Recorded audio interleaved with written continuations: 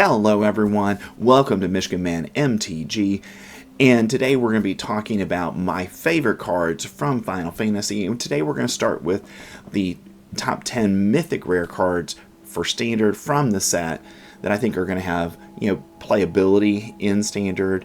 So before we dive into my list, remember to like and subscribe to get further content like this throughout Final Fantasy season and beyond, and I'll be coming out with some additional top 10 or top 20 list, depending on how it goes, over the next few days as well. So stick around for those. And if you're looking for cards from the set, you can check us out on the web at caffeinatedgamers.tcgplayerpro.com. Alright, so let's start with an honorable mention, and that's Itir and Priwen. It's 6 mana, it's a legendary equipment, and the base power and toughness of the creature you attach this to is X and X, where X is your life total. So, I'm taking a swing here that this probably is going to be really good. It definitely will be good in Commander, but I think it's got that outside chance in the right build of an equipment deck where you can do things to reduce the cost of this spell of seeing Standard play. Alright, number 10, I've got Dark Confidanton as he returns to Standard. And this was a card that was played in Modern for a long time. And the reason it was played is because at the beginning of your upkeep, you get to reveal the top card of your library and put that card into your hand. And you lose life equal to its mana value. So if you're pulling a land, it doesn't cost you anything. And I think because of that ability to draw an extra card every turn, Dark Confidanton is going to find a place in Standard. And number 9, I've got Kefka Mage. It's 5 mana in Grixis colors. And whenever Kefka enters or attacks, each player discards a card. Then you draw a card for each card type among cards discarded this way. So just right there, that card advantage that you're generating, because if you get rid of a land and they get rid of an instant, now you're drawing 2 cards. And because of that, I think this is Standard playable in a big Grixis pile. And if you transform it, then you get, a 5/7 with flying, and whenever an opponent loses life during your turn, you get to draw that many cards anytime you do damage to your opponent. So Kefka is a card draw engine, and because of that, I know people are going to try to build around this. At number 8, I've got Buster Sword for 3 mana. Equipped creature gets +3/+2, and whenever equipped creature deals combat damage to a player, you draw a card. Then you may cast a spell from your hand with mana value less than or equal to that damage without paying its mana cost. So potentially every time you connect with Buster Sword, and I would want to attach it personally to something that's got trample, or find a way to give the creature trample, and then you're going to be able to, for free, cast additional spells every turn. And I think that's just too powerful to ignore in Standard. Alright, at number 7, I've got Go-Go, Master of Mimicry for 2 and a blue mana. You're getting a wizard, and for X and X, and this is the reason I like the card, you can tap it and copy target activated or triggered ability. You control X time, so for every 2 mana you're putting into that activated ability, you're copying it one time.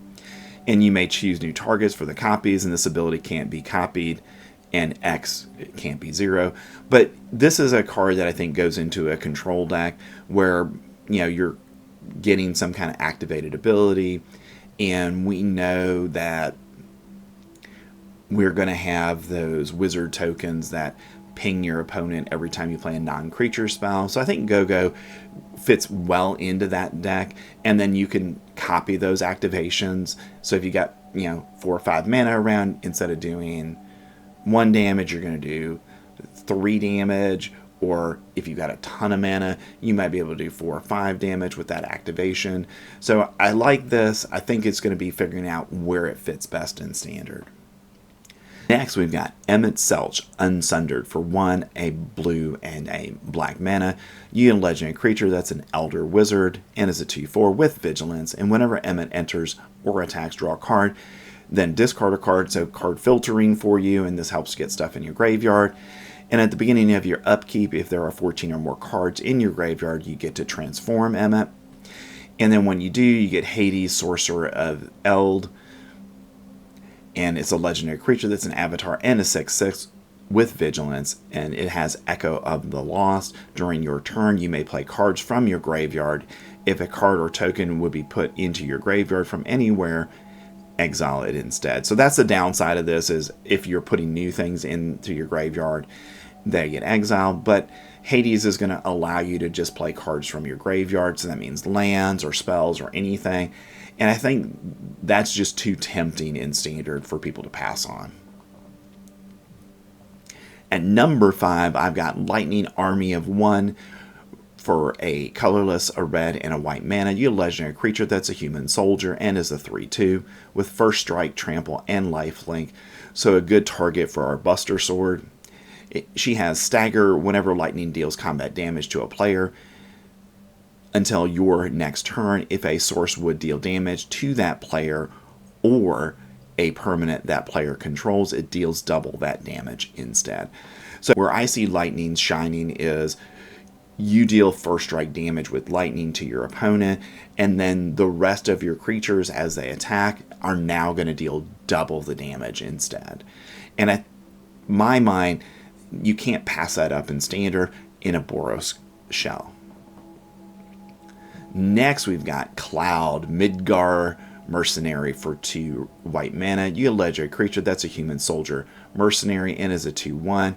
And when Cloud enters the battlefield, search your library for an equipment, reveal it, put it in your hand, and then shuffle. And as long as Cloud is equipped, if an ability of Cloud or an equipment attached to it triggers, the ability triggers an additional time. So Cloud, I think you're going to get the benefit of Cloud by going and getting that equipment. And obviously Cloud was meant to be an equipment in an equipment deck. And then all you got to do is attach things to Cloud. He becomes bigger, and any triggered abilities of Cloud, they trigger an additional time. And because of that, I think this has got a good chance of being a key piece of our equipment deck in Standard. At number 3, I've got Traveling Chocobo for 2 and a green mana. You get a bird, that's a 3/2. And first you get to look at the top card of your library anytime you want, so you always know what's there. And you can play lands and cast bird spells from the top of your library. So obviously this is meant to be in a Chocobo deck or a bird deck. And if a land or bird you control enters the battlefield, causes a triggered ability of a permanent you control to trigger, that ability triggers an additional time.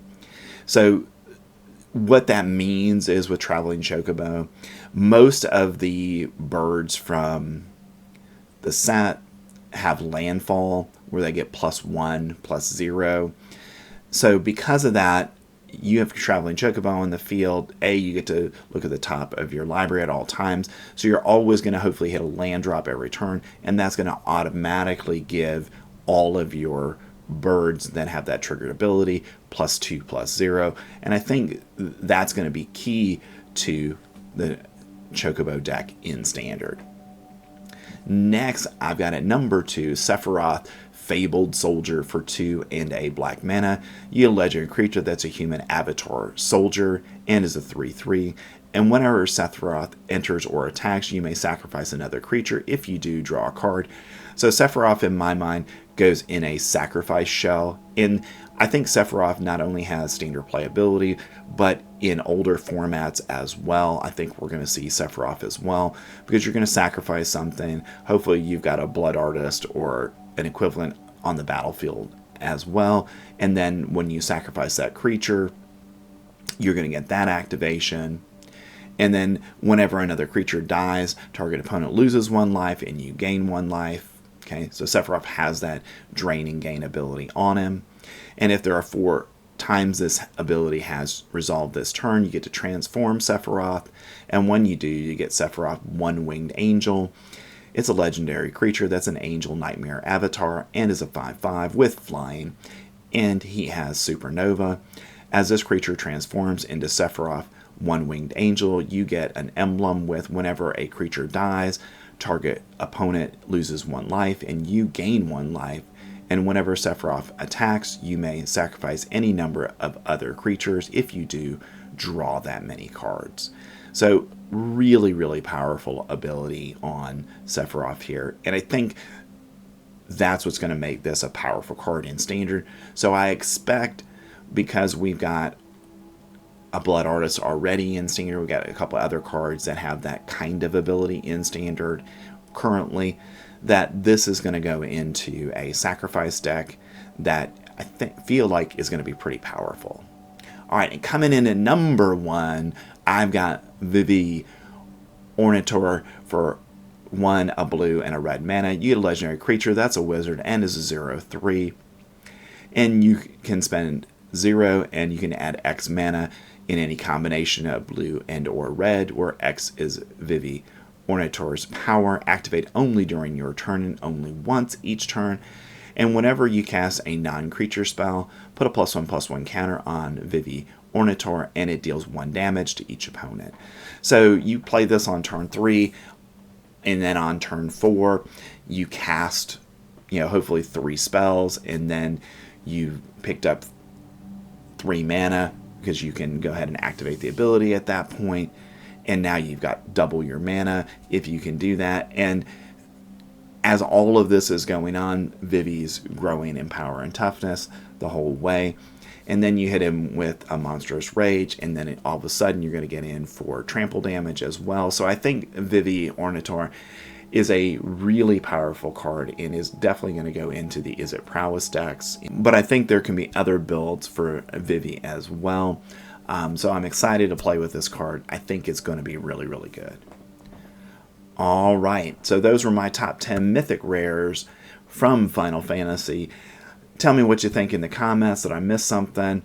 And one of the things that I definitely did when I was looking at this was, how much does this cost? And I don't generally put on top 10 list cards that are costing 6 or more mana, simply because we rarely actually see those played in Standard.